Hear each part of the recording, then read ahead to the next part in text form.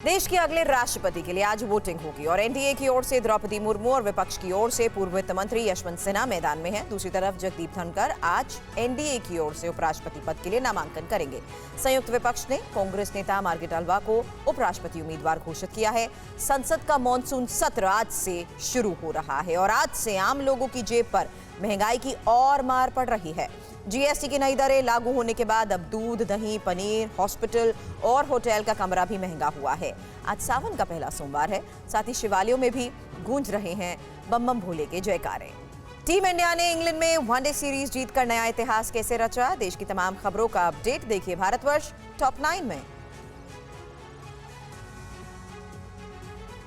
देश के अगले राष्ट्रपति के लिए आज वोटिंग होगी। चुनाव में एनडीए की ओर से द्रौपदी मुर्मू और विपक्ष की ओर से पूर्व वित्त मंत्री यशवंत सिन्हा मैदान में हैं। वोटिंग सुबह 10 बजे से शुरू होकर शाम 5 बजे तक चलेगी। दिल्ली में जहां सांसद संसद में तय स्थान पर वोटिंग करेंगे, वहीं राज्य और केंद्र शासित प्रदेशों के विधायक विधानसभाओं में अपने अपने वोट डालेंगे। 21 जुलाई को काउंटिंग के बाद पता चलेगा कि देश का अगला राष्ट्रपति कौन होगा।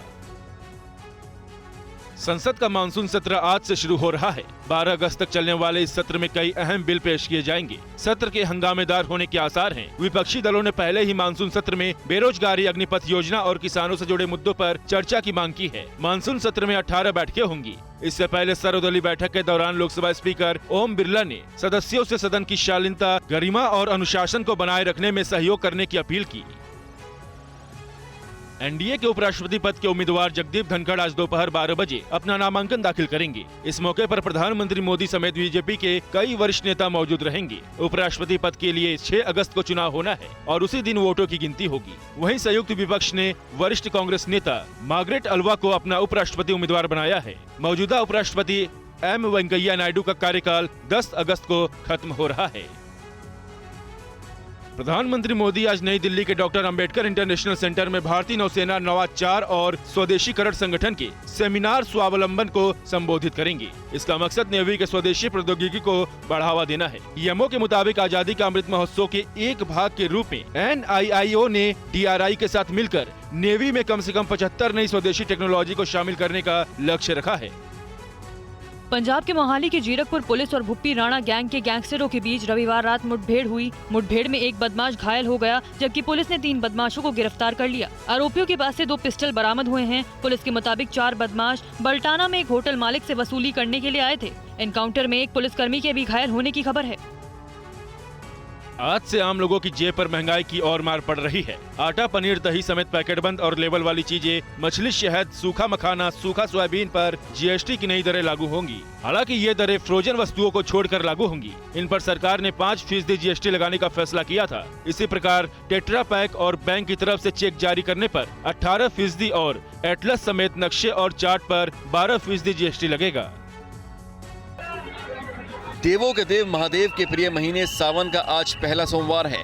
देर रात से ही शिवालयों में भोले भक्तों की भीड़ पहुंच रही है और शिव मंत्रों के जयकारे गूंज रहे हैं। इस मौके पर काशी, देवघर, उज्जैन, हरिद्वार सहित देश में मौजूद ज्योतिर्लिंगों के दर्शन के लिए भक्तों की भीड़ उमड़ी है। ज्यादातर जगहों पर अतिरिक्त सुरक्षा व्यवस्था तैनात की गई है।